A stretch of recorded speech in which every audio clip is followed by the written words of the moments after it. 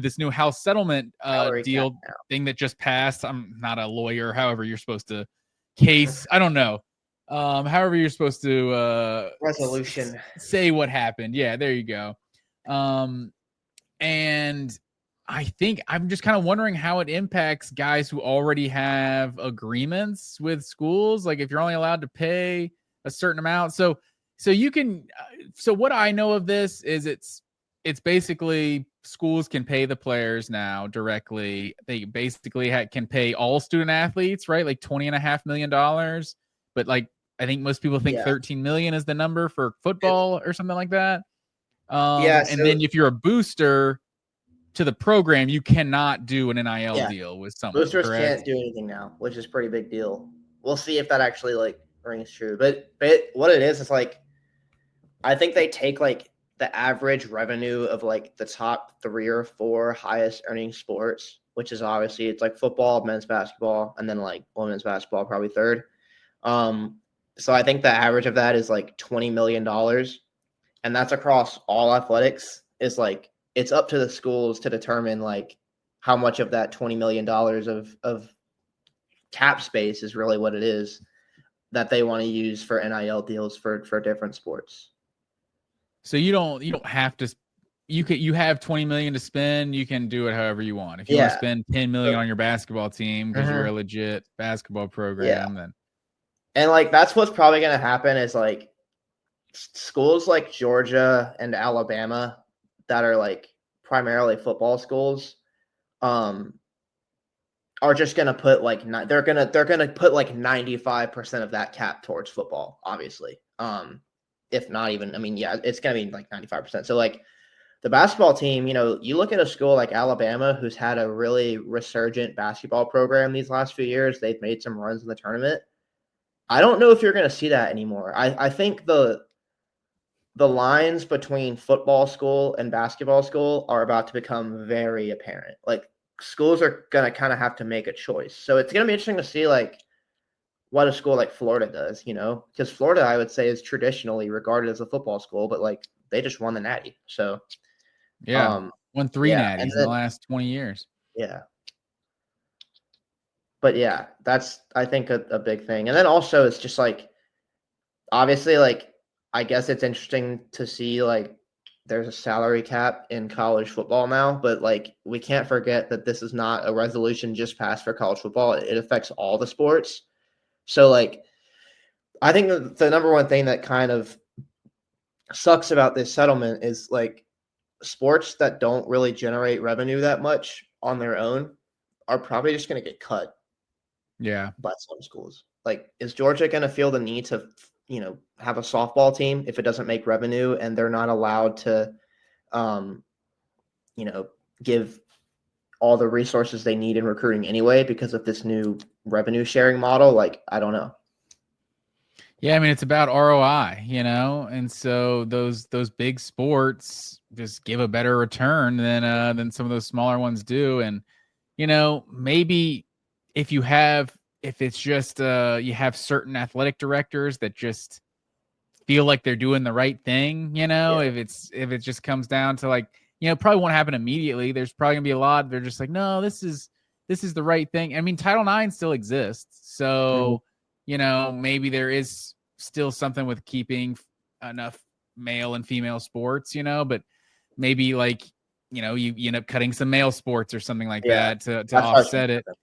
Yeah, and so I don't know. It could definitely be that type of thing is I'm sure going to happen at some point because you want to be a competitive football program. Well, we can't afford to pay for these other ones too. Yeah. I could definitely see that. I just wonder how the collective kind of like does the collective just die now? Like, do we? Yeah. It's kind of we have this infrastructure set up now. Are guys just gonna not be getting checks? Like, because what were collectives really other than just like a Trojan horse to like funnel booster money through, you know? Yeah, because they like collectives they're very mysterious, shady, you know, entities. We never really knew that. Like, I worked for the Red and Black in college, and we would always send like, you know, interview requests and Freedom of Information Act requests and all that stuff to the classes to Georgia's NIL collective, and we never heard a peep back. Yeah, I mean, is it like a handshake thing? Like, hey, I know you were gonna donate this much to the program this year. Why don't you donate that much to the collective? And then now we can start to pay those players that. Like, I know there was that one it was like a whiskey company who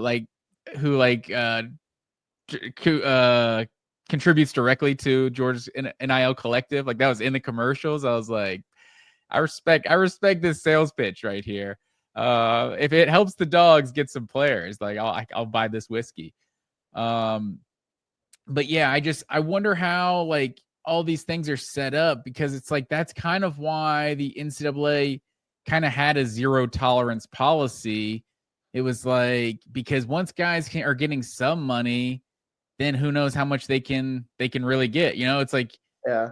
Do you go get your check for your little stipend or something for $1,500 that month or that week or something, and a couple extra hundreds thrown in there? You know what I mean? Like I don't know how that works. Like, does this go back to making things actually dirtier, because now there's a salary cap that you're allowed to pay or whatever? But I mean, teams are going to find ways around this. Does it make it more like the sport used to be, that the haves and have-nots? Like, it felt like the NIL era was like, oh, if you're willing to spend some money, you could be just as good as some of those other programs. And now it's like, yeah, you could steal a recruit here and there, but if everyone's back on the level playing field, then it's probably going to go back to the best teams being the best every year, right? Unless you think those schools are now going to be on a level playing field before they never were, because all this money was under the table. Like, I don't know exactly how to interpret it. Yeah, it like any attempt by the NCAA to like, tame the NIL space is definitely going to be met with a lot of skepticism. Like, is this really going to do anything? And I think that's fair, because it's like one of the big things of this new settlement is they're partnering with like I forget what the official organization is. It's like the college sports, like, corporate. They're partnering with this other parent, this other governing organization of college sports to like basically every NIL deal from this point on, you have to like record and then enter into this like database where like the committee of people will basically decide whether or not it's like a real NIL deal versus it's pay to play, or if it's like unreasonable. And I've seen a lot of people, kind of wondering like, well, how are they going to decide what's a reasonable NIL deal versus what isn't? Like, that seems like a huge judgment call, and it seems like there's a lot of gray area there. So it's like language like that and stuff like that.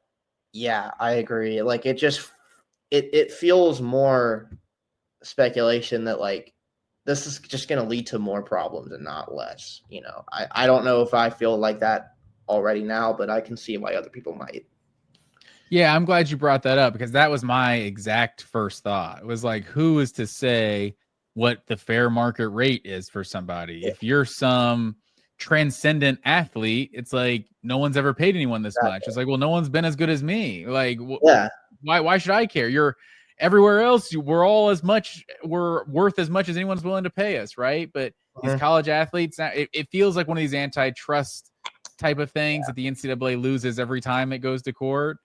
Like, so that's my biggest thing. And the fact that there's this short history of being able to pay college players any kind of NIL thing. Like, who's to say my company's not changing up our marketing strategy? Like, we're in a college town, nowhere near a big city or something. These college, maybe not UGA, but someone who's even more remote than somewhere like UGA, like these college athletes are massive celebrities in this town. I think it would do a lot for my company if I had Brock Bowers, promoting my product. If I have Abdul Carter promoting my product. So I don't know. I just don't know how they can realistically enforce that. You've never paid anyone for a 30-second spot like this before, so this is null and void now. Like I just don't really know how they can get away with doing something like that. Yeah, and I also think a more hilarious unintended consequence of this is going to be that like when players do get like a bag, from a school, like they just get $500,000 from X university to play football, but they have to act like it's an NIL deal with the company.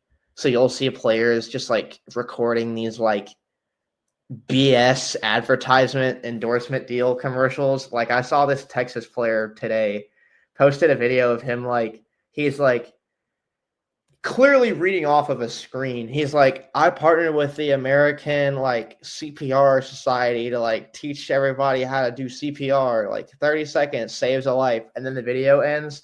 And it's like he clearly made that because he needed to like attribute some NIL money to something, And it's like I think that we might see that more and more now that the NCAA is really trying to get them to like eliminate pay for play NIL deals. So it'll be funny to watch schools and players attempt to justify some of the things that they're getting.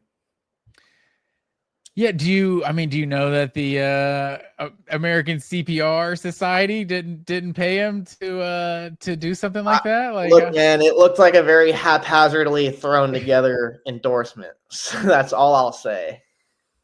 Fair enough.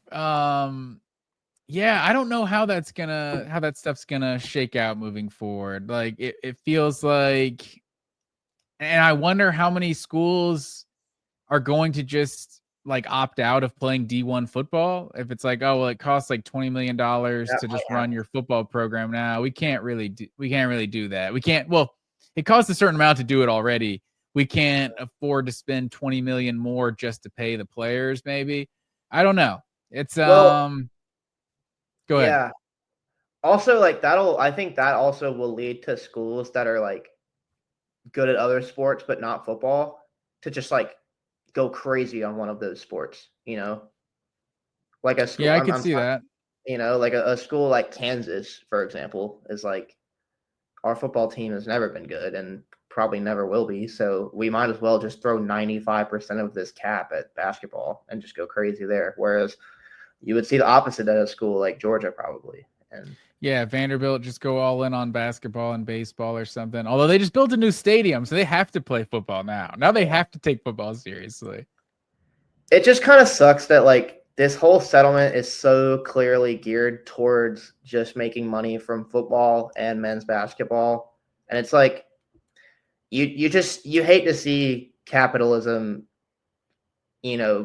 sticking its nose into college sports like this, because I really do think this is going to have a pretty adverse effect on, what I would call, I guess, normal people college sports, which I would just say is college sports for people who aren't, born in the top 1% genetically and aren't, genetic freaks that are going to the NFL or NBA. Like a lot of those sports are going to get cut entirely. They've eliminated walk-ons entirely.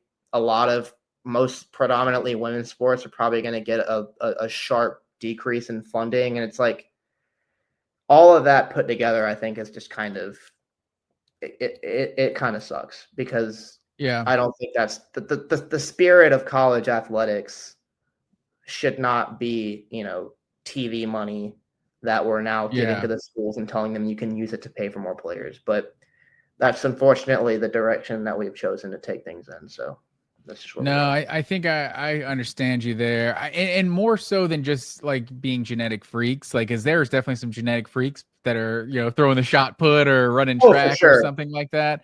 But it's the sports I was really talking about the walk-on thing. But yeah, the sports that don't have an avenue to go make millions of dollars after they leave college. That's just a lot of sports. The best they're ever going to be is the D1 college version of them, unless you're one of the few that can go play in the Olympics. A lot of D1 sports are where a lot of sports just kind of max out. Yeah, and that blows. That's just those sports are all the casualty in the name of the ESPN gods who get to broadcast the playoff every year, and it's like That's not right, man. I just don't like that college football sort of seemed to cannibalize the rest of college sports over the last 5 years. It's always been the biggest college sport for sure, but like it didn't always have this direct effect on all the other sports. Yeah, and I'm not sure if we could go back to 2017, 2018 and just talk about all this. Like, I don't even know what the solution would be. You know, it's like these dudes should not be poor while they're making millions of dollars for the university, but they just needed to do something. It was probably just a revenue share. Like, it probably needed to have whatever percentage of revenue share that the conferences were getting from the TV deals. The players probably should have been making 5% of that, 10% of that, whatever a normal number is. And I guess that makes it, now it's better to play in the SEC than to play in the Big 12 if you're splitting TV money or something. But I don't know, just some type of way that, these guys could have been getting paid instead of just opening up the floodgates now. And some want to pay, some don't. Some have certain principles about it, like Kirby Smart, who doesn't want a freshman to be his highest paid player. But some other schools don't care. They want to get that recruit, spare no expense, to get whatever guy they can get. And it's just like that's kind of where the sport is now. And now with this house settlement, it feels like this is an effort to kind of get things under control a little bit. So like maybe it's a good thing, but I don't know. There's like, we've just had so many changes in the sport in the last 7 or 8 years that it's hard to know what the ramifications are going to be. Yeah, it really speaks to the awfulness of the NCAA as an organization that they had like 60 years to figure out a solution to this whole we make all this money and we don't give any of the players any of it. Like all they had to do, was if they had just come up with some kind of revenue sharing system where, the players get 5% of the TV money, that would have still been highway robbery, considering the players are the ones that are actually on TV playing the game, making money. They're nobody turns on the game to see network executives, but they didn't do that. They spent 60 years, just kind of smugly being like, well, you get a free scholarship and you get a free education, so therefore it's totally fine. And then the only reason that ever changed was because the Supreme Court of the United States had to step in and be like, okay, no, this is clear, like this is not right. You can't just hog all this money from the student athletes. Yeah. Of it. So it's like the only reason this ever changed in the first place was because they were forced to. And since they were forced to, they put no real system or regulations in place at all, and it just became this, jungle gym every offseason. But I don't know. They had their chance. They chose not to do anything. Then they were forced to do something, and now we just have to kind of live with their incompetence, I guess. Yeah. And weirdly enough, I don't know if you saw the GHSA ruling today.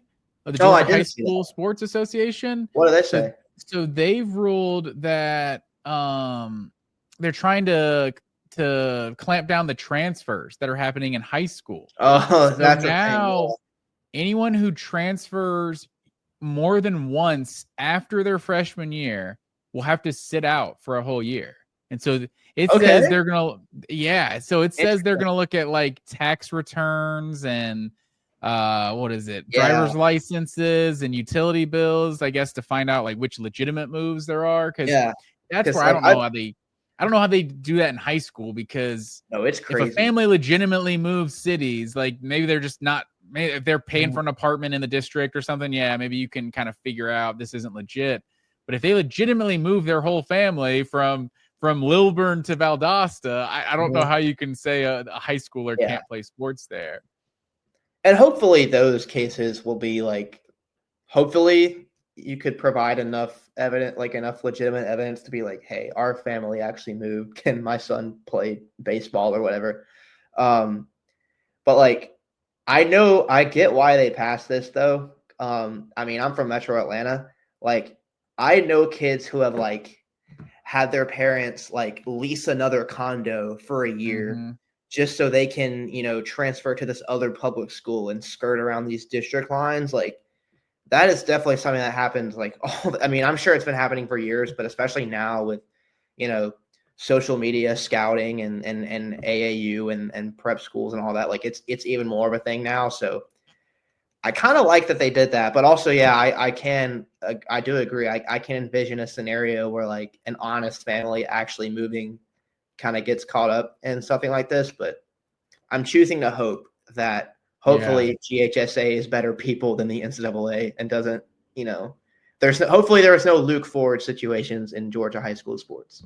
I'll say Yeah, that. and who was that one? Was it Garcia? Was it Max Garcia? Was that no? That's not his name. Was that an offensive lineman? Was it Max. Garcia? It was a USC commit.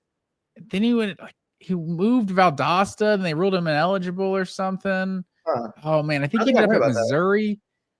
Oh man, I can't remember. He's from California somewhere, moved to Valdosta, and they like ruled him ineligible, even though the family legitimately moved to Yeah. Valdosta. But yeah, I mean, you weren't around when Berkmar was a dynasty in the early 2000s, but No. that seemed to happen a lot. Every year. Matt Causey's family was like wealthy people, and again, multiple brothers who were like somewhere in Hall County. They're like East Hall or West Hall, I can't remember, North Hall maybe.